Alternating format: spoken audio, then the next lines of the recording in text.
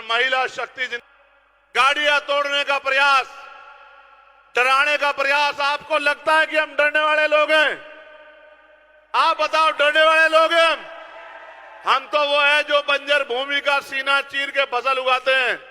हम किसान कमेरे लोग हैं, जहां जानवर भी नहीं रहता, अपने पसीने से खून से वहां महल बनाते हैं संघर्ष करके। हम तो संघर्षशील लोग हैं। इनके डराने से मैं डर जाऊंगा? इनको एहसास नहीं कि मैं जिनमें पैदा हुआ हूं, अगर मुझे कील भी लगेगी तो वो इसका सारा जवाब वोट की चोट से देंगे।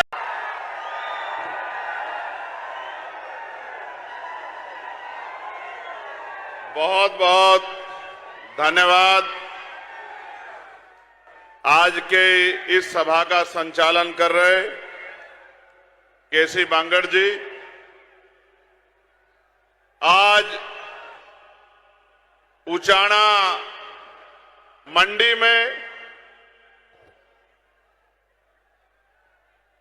आजाद समाज पार्टी और जननायक जनता पार्टी की इस संयुक्त सभा में यहां उपस्थित इस क्षेत्र की महान जनता का मैं दोनों हाथ जोड़ के बहुत बहुत धन्यवाद करता हूं। साथ साथ यहां बड़ी संख्या में आई मातृशक्ति का भी मैं दोनों हाथ जोड़ के बहुत बहुत धन्यवाद करता हूं। इस मंच पर उपस्थित जेजेपी, एएसपी और भीम आर्मी के सभी सम्मानित नेताओं का, जिन्होंने ये संकल्प लिया है कि वो उचाना को भी दोबारा से जिताकर जो है चैन से बैठेंगे, ऐसे सभी कार्यकर्ताओं और पदाधिकारियों का भी मैं धन्यवाद करता हूं। इस मंच पर उपस्थित मुझसे पहले अपनी बात को रखने आए आपके लोकप्रिय नेता और पूर्व मुख्यमंत्री भाई दुष्यंत चौटाला जी का भी मैं धन्यवाद करता हूं। उनसे पहले वक्ता के तौर पे अपनी बात को रख रही और पूरे प्रदेश में जिस तरह से उनकी कार्यशैली को मैंने देखा, महिलाओं को घर घर जाके संगठित करके अपने हक अधिकारों के लिए तैयार कर रही श्रीमती नैना चौटाला जी का भी मैं बहुत बहुत धन्यवाद करता हूं। जेजेपी के राष्ट्रीय अध्यक्ष श्री अजय चौटाला जी, जो आज आशीर्वाद देने के लिए यहां पहुंचे हैं, और उनके साथ हमारे जिला अध्यक्ष जी राठी जी, जोरा जी और आजाद समाज पार्टी के जिला अध्यक्ष विजय राणा जी, अमित मुआल जी, नरेश जी, रमेश जी, मनोहर लाल जी, नीसू जी, संदीप जी, अमरजीत जी, नरेंद्र जी, सुशील कुमार जी, संदीप कुमार जी, विकास जी, बलकार सिंह जी, दिलबाग सिंह जी, रविंदर सिंह जी, जोनस जी, सुभाष जी, मोहम्मद ताहिर जी, सुरेंद्र जी, पोलूराम पुनिया जी, सुखदेव मेहरा जी, रेणु आजाद जी, किरण पुनिया जी, नसीब जी, इन सब का भी मैं धन्यवाद करता हूं। अपनी बात को शुरू करते हुए सभी धर्मों में जन्मे सभी संतों, गुरुओं और महान पुरुषों को नमन करता हूं। उनमें भी आज राष्ट्रपिता ज्योतिबा फूले, छत्रपति साहू जी महाराज, डॉक्टर बाबा साहब अंबेडकर, संत राम बीए प्रजापति, चौधरी महाराज सिंह भारती, जननायक कपूरी ठाकुर, बाबू जगदेव प्रसाद कुशवाहा, जननायक चौधरी ताऊ देवीलाल, मेरे राजनीतिक गुरु मान्यवर साहब काशीराम और मान्यवर दीना भाना वाल्मीकि जी को भी नमन करता। सम्मानित महान जनता, ये लोकतांत्रिक देश है, लेकिन हमेशा ऐसा नहीं था। पहले इस देश में जब राजतंत्र था तो राज बदलने के लिए तलवारें चलती थी, बंदूकें चलती थी, भाले चलते थे, तोपें चलती थी, हजारों हजारों लोग प्राणों का बलिदान करते थे, तब जाके राज बदलता था। धन्यवाद दीजिए डॉक्टर बाबा साहब अंबेडकर का, जिन्होंने हर बालिग व्यक्ति की उंगली में वो ताकत दे दी है कि बटन दबाओ और राज बदल दो। जिस काम के लिए पहले हजारों हजारों लोग बलिदान होते थे, आज ना किसी को बुरा कहना है, ना लाठी चलानी है, ना ही कोई साजिश करनी है। बस अपने विचार को जनता के बीच ले जाके जनता को तैयार करना है और लोगों को विचार के आधार पर संगठित करना है। आज इस प्रदेश में अलग अलग विचारों के दल काम कर रहे हैं।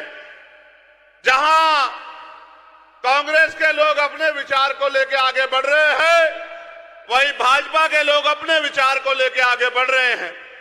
वही मैं और भाई दुष्यंत चौटाला, जननायक ताऊ देवीलाल और मान्यवर काशीराम साहब के किसान कमेरा की एकता के राज को आगे लेकर चल रहे हैं। एक समय था हरियाणा के लोगों और हरियाणा में भी उचाना के मेरे साथियों, मैं आपको कहना चाहता हूं, एक समय था कि दिल्ली की राजनीति हरियाणा से चलती थी। जब किसान कमेरा एकजुट था तो दिल्ली की कुर्सी पे कौन बैठेगा इसका फैसला हरियाणा में होता था।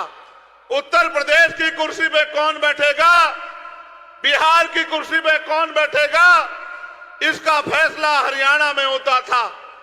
लेकिन आज हरियाणा की कुर्सी पे कौन बैठेगा इसका फैसला दिल्ली से होता है कि 9.5 साल कौन बैठेगा और बाद के 3-4 महीने कौन बैठेगा और आने वाले कल में कौन बैठेगा।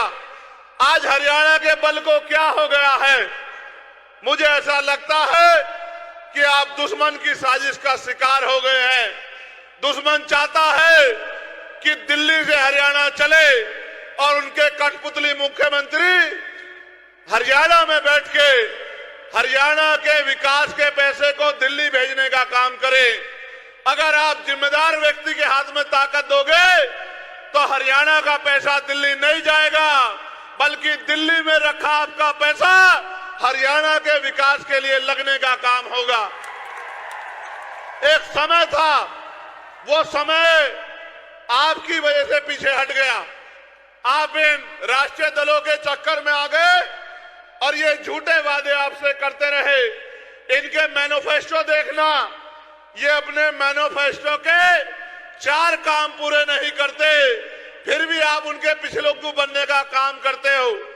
भाई दुष्यंत जब बोल रहे थे, कह रहे थे कि अपना मारे छांव में गिरे बगाना मारे धूप में। मैं तो ये मानता हूं कि अपना मारता ही नहीं है।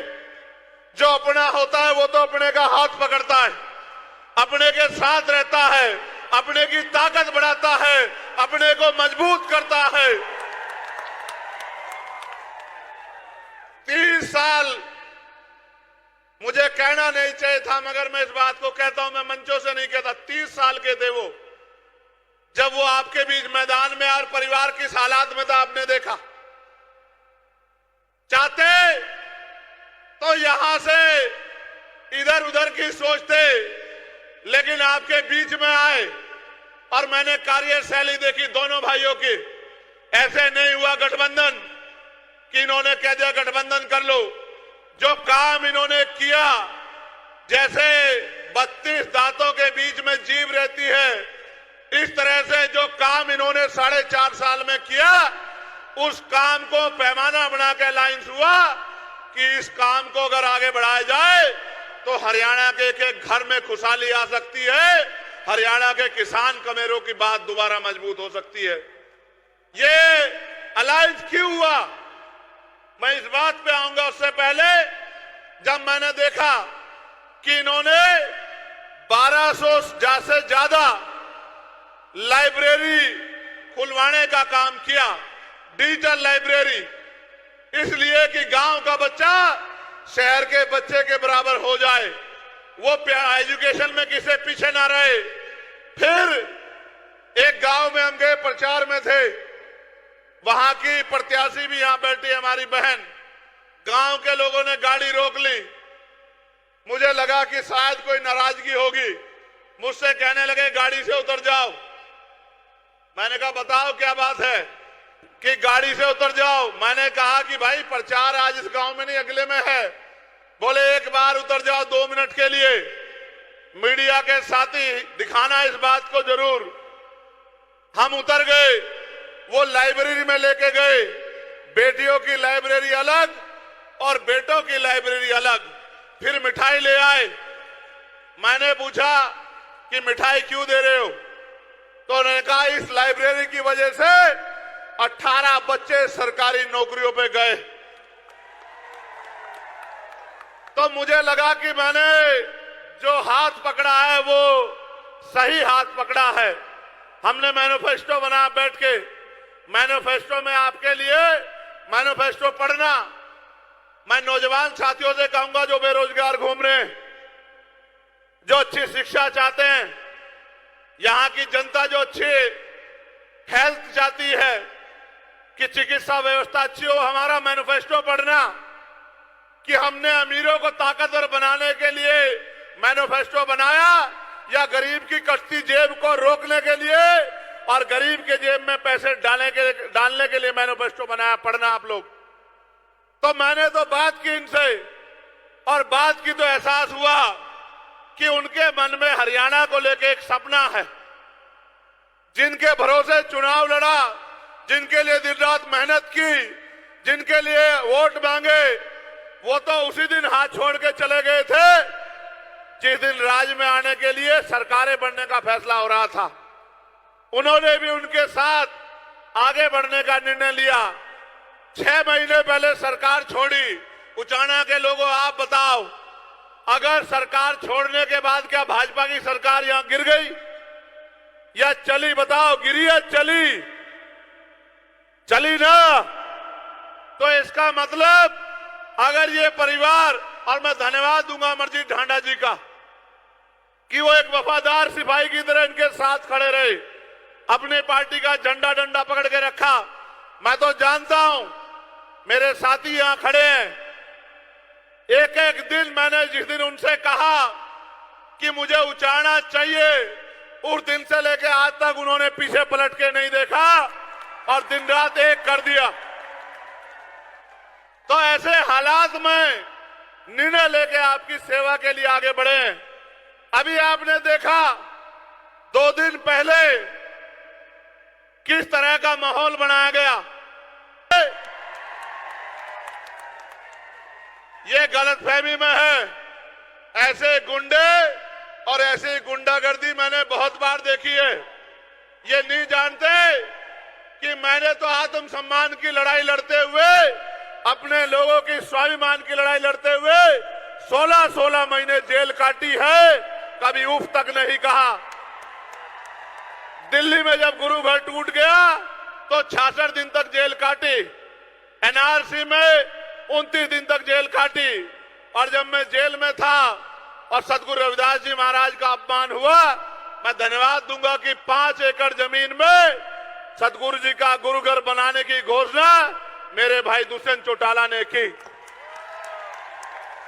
एक तरफ ये निकम्मी सरकारें, भाजपा की सरकार जो तोड़ने में हिस्सेदार थी, और दूसरे लोग जो ये कह रहे थे कि ये बन नहीं सकता है, तो आपकी ताकत थी कि सुप्रीम कोर्ट से भी और केंद्र की सरकार के जबड़े में हाथ डाल के उन्हें अपना गुरु घर छीनने का काम किया। मैं आपसे कहना चाहता हूं, मेरे लिए हर दिन संघर्ष है और मैं जो आज हूं वो आपकी बदौलत हूं। जब ये पूरी राष्ट्रीय पार्टियां मुझे हराने के लिए नगीना में एडी चोटी का जोड़ लगा रही थी, जो आपकी हितैषी होने का यहां दावा कर रहे हैं, वो आपकी इस मजबूत आवाज को खत्म करने के लिए एडी चोटू का जोड़ लगा रहे थे। चाहे एनडीए अलायंस के लोग हो या इंडिया अलायंस के लोग हो या अन्य पार्टियां हो, जैसे आपने उनकी वहां जमानतें जब्त करके हमारा लोहा मनवाने का काम किया था, उचाना में भी उनकी जमानतें जब्त करके भाई दुष्यंत जी को असेंबली भेजने का काम करना।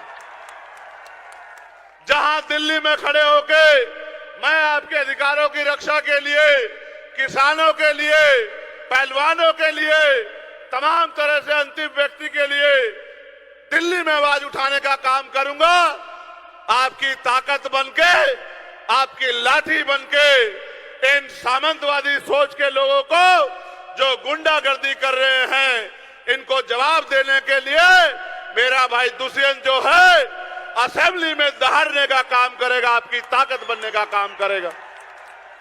आप मुझे और दुष्यंत को अलग अलग मत मानना। आप जानते हैं हम स्वाभिमानी लोग हैं, अगर जबान देते हैं तो जान देते, हाथ पकड़ते तो छोड़ते नहीं है। आपके ऊपर छोड़ रहा हूं, अगले 3 दिन मेहनत करना, गांव गांव जाना, घर घर जाना, लोगों से वोट की अपील करना, क्योंकि बाबा साहब अंबेडकर ने कहा था political power is the master की, राजनीतिक सत्ता वो चाबी है जो आपकी सारी समस्याओं का हल कर देगी। अगर अगले 3 दिन आपने मेरी बात पे पहरा दे दिया और घर घर जाके अलग जगह दी और वोट की अपील कर ली, तो किसी की हिम्मत नहीं है कि आपका प्रत्याशी यहां किसी से पीछे रह जाए। अगले 3 दिन जिस तरह से आपने मेरी हर बात पे पहरा दिया है, अगले 3 दिन जुट जाओ, मेहनत करो, घर घर जाओ, बूथ मजबूत करो और 5 तारीख को ज्यादा से ज्यादा पोलिंग करा के एक एक व्यक्ति को बूथ तक लाके और अपनी वोट की चोट से एक क्रांति 5 तारीख को पैदा कर देना, जिसके लिए आपका धन्यवाद करने के लिए 8 तारीख के बाद मैं फिर से आपके बीच में लौटने का काम करूंगा। और मैं चैलेंज के तौर पे, टास्क के तौर पे आपसे कह रहा हूं, जिसका गांव, जिसका बूथ सबसे मजबूत होगा, सबसे पहले धन्यवाद कार्यक्रम उसी के गांव में होगा। ये जिम्मेदारी मैं आपको दे रहा हूं। मैं आखिरी बात आपसे कह रहा हूं, मान्यवर साहब श्री काशीराम कहते थे कि तमन्ना अगर सच्ची हो तो रास्ते 1000 होते हैं, तमन्ना अगर झूठी हो तो बहाने 1000 होते हैं। हमने सच्ची तमन्ना से एक चिराग जलाया है, एक पेड़ लगाया है, उसको सींच लो। 5 तारीख तक एक ऐसा वृक्ष बनेगा, अगले 30-40 साल तक किसी दूसरे की जरूरत नहीं पड़ेगी, आपको फल भी देगा, छांव भी देगा, आपकी सुरक्षा भी करेगा। और एक बात जिम्मेदारी के तौर पे मैं भाई दुष्यंत से कह रहा हूं, ये लोग आज हरियाणा में अगर किसी की तरफ भविष्य के तौर पे देख रहे हैं तो आपकी तरफ देख रहे हैं। ये जिसका हाथ पकड़ते हैं, ये उसका हाथ नहीं छोड़ते। मैं आपको जिम्मेदारी के तौर पे कह रहा हूं, जब आपकी लड़ाई लड़ने के लिए मैदान में उतरे हैं तो बहुत सारी आंखें इनकी तरफ भी उठ रही हैं। आप इनको खड़े होके दोनों हाथ उठा के विश्वास दिलाओ कि जहां इनका पसीना पड़ेगा आप इनके लिए खड़े होने का काम करोगे। फिर मैं आपसे कहता हूं, आप 1 कदम चलोगे, ये स्वाभिमानी लोग 100 कदम चलोगे। चलोगे नहीं चलोगे बताओ? मैं उचाना को पूछ रहा हूं, इस पगड़ी की लाज रखोगे नहीं रखोगे? अपने लोकप्रिय नेता को जिता दोगे नहीं जिता दोगे? गांव गांव में अपने बूथ को मजबूत कर दोगे नहीं कर दोगे? और भाई दुष्यंत के सर पे दोबारा से पगड़ी सजा दोगे नहीं सजा दोगे? तो यही मैं आपके गांव गांव तक पहुंचा हूं, यही सम्मान होगा अगर आपने 5 तारीख को अपने अपने बूथ को मजबूत कर दिया तो मैं लिख के देता हूं कि आपकी शक्ति का लोहा, आपकी शक्ति का लोहा मजबूत हो जाएगा। अभी मेरे बाद आज के इस सभा में आशीर्वाद के रूप में श्री अजय सिंह जी बोलेंगे, तब तक मैं यहां उपस्थित हूं। आप उनको सुन के जाना, लेकिन मेरे तरह एक बार जोरदार नारा लगा दो, जय